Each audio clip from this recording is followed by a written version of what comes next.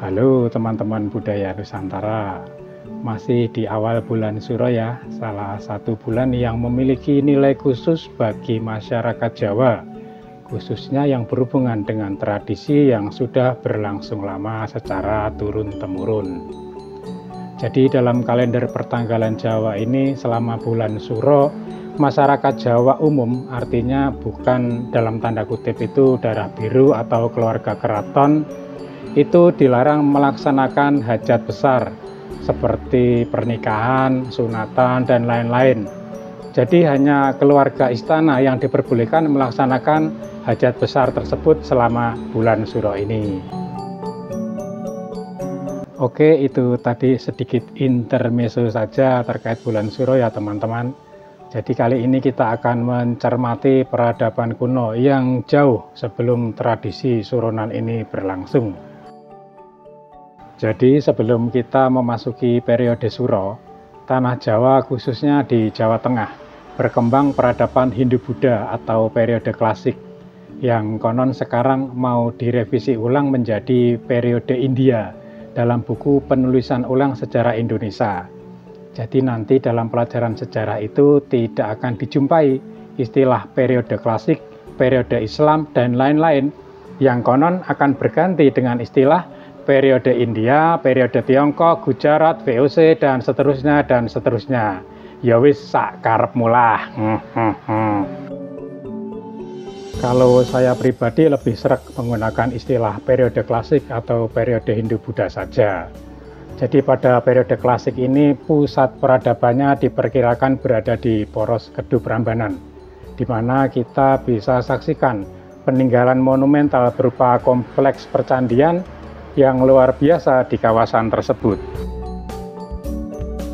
Kalau diibaratkan sekarang ini, daerah tersebut mungkin setara dengan daerah khusus ibu kota Jakarta, atau kalau mau diperluas lagi ya menjadi Jabodetabek. Nah, di luar daerah khusus ibu kota Mataram kuno saat itu tentu berdiri juga daerah-daerah pendukungnya yang dikenal dengan istilah daerah-daerah vassal.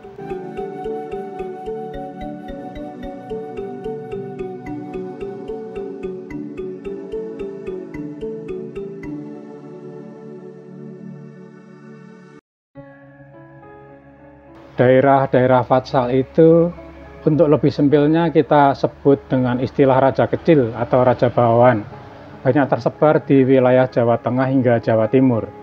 Dalam salah satu kronik Tiongkok yang sejaman dengan masa Raja Balitung, setidaknya diketahui terdapat sekitar 28 raja kecil yang kesemuanya itu tunduk di bawah putra mahkota.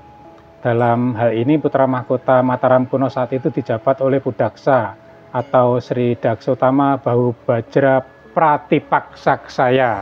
Aduh, namanya sulit banget ya teman-teman. Terus ke 28 kerajaan kecil yang di bawah Mataram kuno saat itu kira-kira berada di mana saja? Nah, hingga saat ini belum ada kepastian tentang keletakan 28 kerajaan-kerajaan kecil tersebut. Jangankan kerajaan-kerajaan kecil, wong kerajaan utamanya saja yaitu ibu kota Mataram kuno tidak diketahui dengan pasti, meskipun di tata prasasti dituliskan nama-nama kerajaannya atau lokasinya.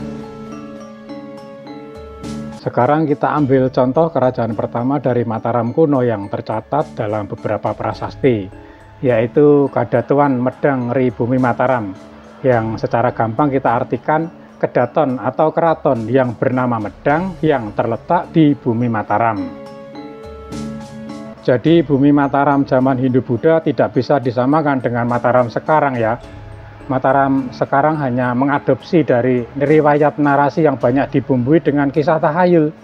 Jadi berbeda dengan nama bumi Mataram zaman Hindu-Buddha yang jelas tertulis dalam isi prasasti yang dikeluarkan pada masanya.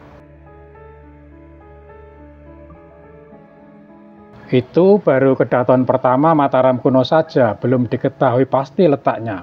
Belum lagi kalau kedaton Medang di Popitu, terus kedaton Medang di Mamratipura, dan seterusnya, dan seterusnya. Jadi daripada menulis ulang sejarah yang banyak kontroversinya, Mbok ya itu dipastikan dulu toh letak-letak ibu kota kerajaan yang dulu pernah berjaya di Nusantara ini. Iya toh? Nah, sebenarnya bangunan percandian itu bisa menjadi salah satu indikasi sarana dalam melihat peradaban yang sejaman. Jadi percandian tunggal dalam arti candi yang berdiri sendiri tentu saja sangat jauh berbeda dengan kompleks percandian, apalagi bila dibandingkan dengan kawasan percandian. Artinya peradaban di sekitar lingkungan percandian, besar kecilnya komunitas pendukung atau sederhananya itu masyarakat yang tinggal di lingkungan percandian bisa dilihat dari bangunan candinya. Semisal masyarakat di kawasan percandian Sewu Prambanan, tentu jauh berbeda dengan masyarakat di kompleks Candi Sengi Magelang, atau sangat jauh berbeda dengan masyarakat di percandian Pelembutan Gunung Kidul. Tentu dengan kondisi di kawasan percandian Sewu Prambanan yang luas dibutuhkan sumber daya manusia yang jauh lebih banyak dibanding dengan kompleks Candi Sengi maupun candi-candi lain yang berukuran lebih kecil. Semakin kecil ukuran percandian maka akan semakin sedikit masyarakat pendukungnya. Jadi dari gambaran ini kita sedikit banyak bisa membandingkan dengan kondisi saat ini, di mana di ibu kota Jakarta terdapat banyak bangunan-bangunan peribadatan dan juga gedung-gedung bertingkat yang tentu saja itu semua didukung oleh banyaknya sumber daya manusia di kawasan ibu kota tersebut. Demikian tadi sedikit gambaran tentang situasi ibu kota kerajaan Mataram kuno yang bisa kita analogikan dengan situasi ibu kota Jakarta saat ini. Jadi bangunan percandian Sewu Prambanan yang sangat megah tentu tidak akan sanggup didirikan oleh komunitas masyarakat pedesaan. Karena untuk membangun kawasan percandian seperti Sewu Prambanan diperlukan seorang pemimpin. Dalam hal ini tentu saja seorang raja yang dapat mengerahkan semua lapisan rakyatnya untuk berbakti kepada sang raja.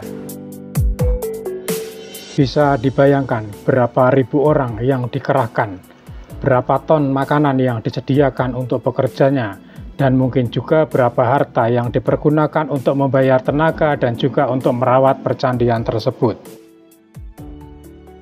Kondisi itu tentu akan berbanding terbalik apabila kita melihat percandian-percandian kecil yang banyak ditemukan di pelosok-pelosok daerah. Selain penggunaan bahan baku yang bisa dibilang seadanya, kualitas dari ragam hias pada bangunan candinya juga cenderung lebih sederhana. Jadi bisa diperkirakan tingkat kesulitan pembuatan bangunan candi di daerah-daerah yang tentu di luar ibu kota kerajaan itu bisa dikerjakan dengan mudah oleh rakyat biasa. Jadi jangan heran apabila di daerah-daerah yang dianggap jauh dari pusat ibu kota kerajaan, kita banyak menemukan bentuk candi yang berbeda penggambarannya. Hal itu wajar karena keterbatasan masyarakat di daerah saat itu dalam menerima informasi yang mereka dapatkan.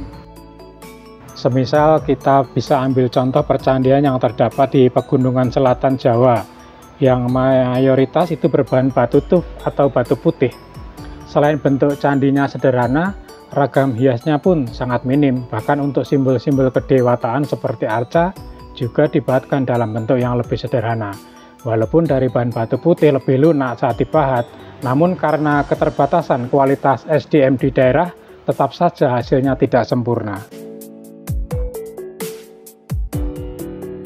Namun demikian bagi masyarakat desa yang mampu atau berkecukupan, biasanya mereka itu memesan simbol-simbol kedewataan tersebut dari daerah lain, bahkan hingga ke tanah India sana. Sehingga sesekali juga terdapat teman objek pemujaan, misalnya batu lingga Tribaga di Candi Sirih yang memiliki kualitas sangat bagus, sangat kontras dengan bangunan candinya.